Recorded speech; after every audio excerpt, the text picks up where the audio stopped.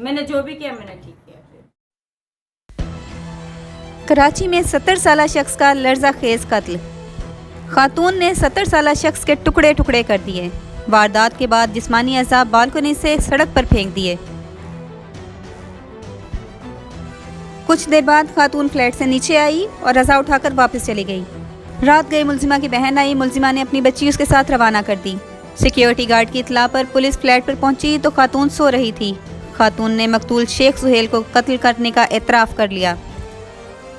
मकतूल के बेटे शाहिद की मुद्दत में मुकदमा दर्ज कर लिया गया। SHO फ्रेडी थाना सज्जाद खान का कहना है कि बज़ाहिर वारदात तन्हा औरत का काम नहीं लगता। दीगर 2 अफराद भी मौजूद थे। मकतूल के बेटे शाहिद के मुताबिक खातून उसके वालिद के साथ रहती थी। उसे इत्तला मिली कि वालिद को किसी ने कत्ल कर दिया।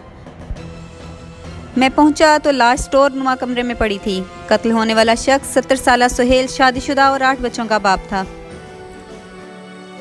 हाल ही में खबर सामने आई कि कराची में खातून ने अपने मुबैना शोहर को कत्ल के बाद टुकड़े टुकड़े कर दिया और फिर खुद सुकून से सो गई। ये ऐसी खबर थी जिसने सबको हिलाकर रख दिया और एक नॉर्मल इंसान ये मानने से इनकारी था कि कोई खातून इतना सफाकाना काम कर सकती है। खातून के हाथों 70 साला बुजुर्ग शहरी के इस सफाकाना कत्ल ने पूरी कौम के दिल दहला कर रख दिए। ख़वातीन जिनको सिन्फ़ नाजुक का नाम दिया जाता है, जो पैदाइशी तौर पर ही नर्म दिल की मालिक होती हैं, उनके सामने तो सख्त बात से भी मना किया जाता है, क्योंकि खुदा की ऐसी मखलूक है जो बहुत रहम दिल और जल्दी तकलीफ़ महसूस करने वाली होती है। तो ऐसे में एक खातून किसी को कत्ल कर दे, हमारा मुआशरा तो इस बात को मानने में भी बहुत देर लगाता है कि कोई खातून कत्ल कर सकती है। वजह ये कि किसी को इतनी बेरहमी से कत्ल कर दिया जाए कि उसके टुकड़े टुकड़े कर दिए जाएं, और उस पर हद ये कि इतना सुकून कि बेखबरी की नींद भी आ जाए। अस्सलाम वालेकुम नाज़रीन, आज की वीडियो के साथ मैं हूं एडवोकेट राशिदा सलीम। आज की इस वीडियो में इस कत्ल के तमाम मुहर्रिकात व वजूहात पर से पर्दा हटाएंगे और आपको इस कत्ल के पीछे छुपी असल कहानी से आगाह करेंगे कि क्या वजह थी जो इस खातून ने 70 साला शख्स को इतनी बेरहमी से कत्ल कर दिया और उसके टुकड़े टुकड़े कर दिए। लेकिन इससे पहले अगर अभी तक आपने मेरा चैनल सब्सक्राइब नहीं किया तो उसे सब्सक्राइब कर लें और बेल आइकन प्रेस कर लें, ताकि इस तरह की मज़ीद इन्फॉर्मेटिव वीडियोस जिनमें हकीकत पर मबनी तहकीकाती इन्फॉर्मेशन हो वो सबसे पहले आप तक पहुँचे। तो वीडियो का बाकायदा आगाज़ करते हैं और आपको बताती हूँ कि कराची में हाल ही में एक कत्ल हुआ जो अपनी ज़ात में इंतहाई इनफरादी हैसियत का मालिक था, क्योंकि कराची से अक्सर कत्ल व गारत, चोरी डकैती खबरें आती रहती हैं। उसकी वजह लॉ एंड ऑर्डर का क़याम ना होना या हमारे हुक्मरानों की नेगलिजेंस हो सकती है, लेकिन जब ये खबर मंजर आम पर आई तो इसने पूरी कौम को हिला कर रख दिया। और उसकी वजह थी भी ऐसी कि हर इंसान जिसके दिल में ज़रा सी भी इंसानियत है वो उससे मुतासिर हुए बगैर नहीं रह सका। इस खबर की बुनियाद बनी 15 पर आने वाली एक कॉल जो एक शख्स की तरफ से की गई, जिसमें कहा गया कि गली में घर के बाहर एक इंसानी हाथ पड़ा हुआ है, आप आकर चेक करें कि ये हाथ कहाँ से आया और किसका है।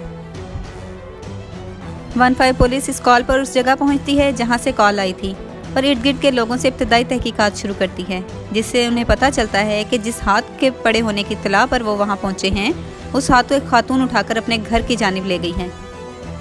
जब इस खातून के मुतालिक तहकीकात की गई तो पता चला कि वो किस फ्लैट में रहती है। इस दौरान इस इलाके की पुलिस भी आ जाती है और फिर बाकायदा तहकीकात शुरू होती हैं। जब पुलिस इस फ्लैट पर पहुंचती है तो क्या मंजर देखती है कि खातून नशे की हालत में अपने बेडरूम में सो रही है। उसके कपड़े खून आलूदा हैं और उससे नशे और खून की बू आ रही है। इर्द गिर्द देखा तो इंसानी अज़ाब बिखरे पड़े थे। कहीं सर पड़ा है, कहीं धड़ पड़ा है, कहीं एक हाथ तो कहीं दूसरा हाथ, गर्ज हर तरफ जिस्म के टुकड़े बिखरे पड़े हैं।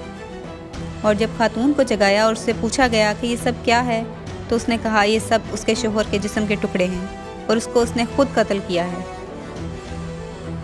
पुलिस जो इस तरह की इन्वेस्टिगेशंस और केसेस को देखने की आदी होती है, इसको भी इब्तदाई तौर पर इस बात पर यकीन नहीं आया कि ये कत्ल इस खातून ने किया है, क्योंकि खातून उस वक्त नशे की हालत में थी और उसका एटीट्यूड इतना नॉर्मल था कि जब पुलिस ने उसे कहा कि सो जाओ तो अपना बयान देने के बाद दोबारा सो गई।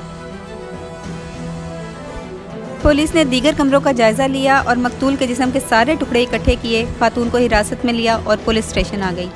और फिर मकतूल के दीगर लवाहिकीन को बुलाया, जिसमें उसकी बीवी और बेटे आए।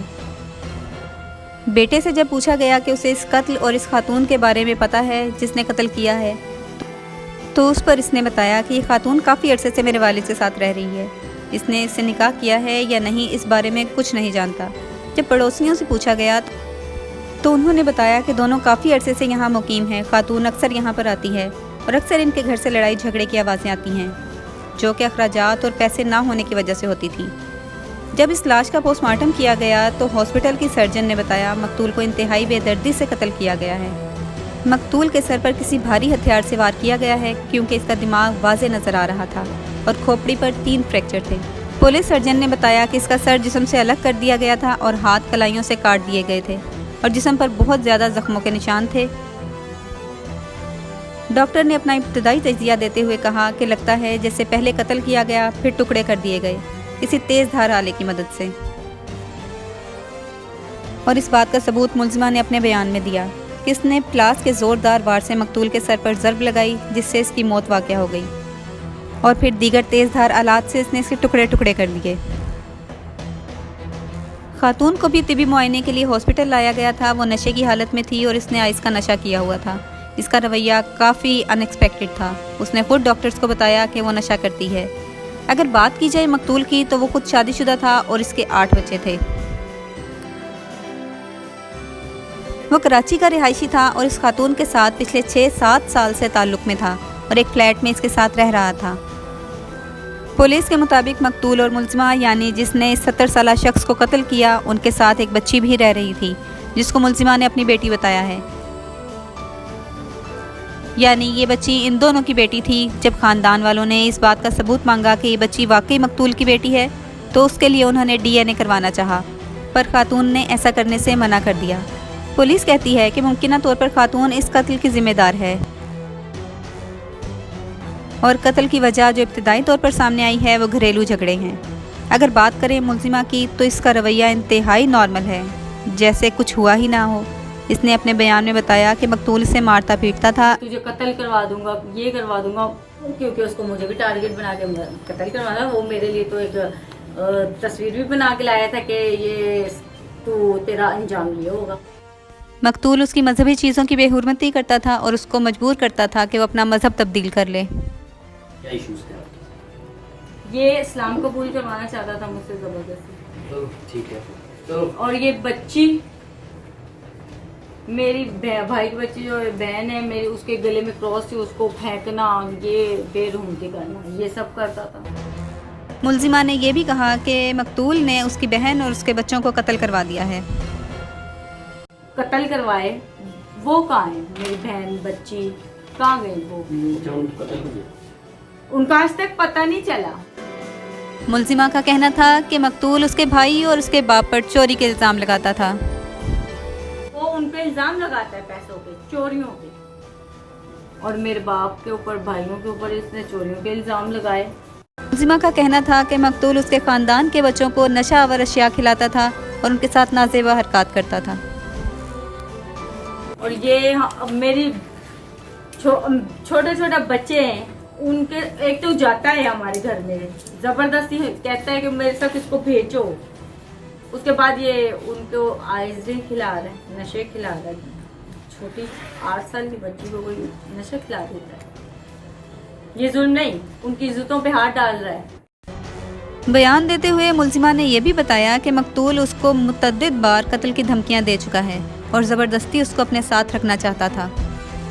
لڑائی جھگڑا رہتا تھا یا آج مجھے روزانہ گالیاں دیتا تھا، مگر میں کل آگے تنگ آ کے میں نے سوچا میں چلی جاؤں گی۔ کتنی بار میں جانے کی کوشش کرتی تھی مگر یہ جہاں بھی ہم جاتے تھے یہ ہمارے پیچھے آتا تھا۔ جب ملزمہ کو کورٹ پیش کیا گیا تو اپنا بیان دیتے ہوئے بہت مطمئن نظر آئی۔ وہ خود کو سنوارتی رہی، ایک پرسکون سی مسکراہٹ چہرے پر لیے، بال کھولے، ان کو ایک طرف ڈالے۔ یہ خاتون بظاہر تو بہت مطمئن نظر آ رہی ہے، لیکن اس کی مسلسل ہلتی ٹانگ اور بار بار چہرے پر ہاتھ پھیرنا اس کی بے سکونی اور اضطراب کو ظاہر کرتا ہے۔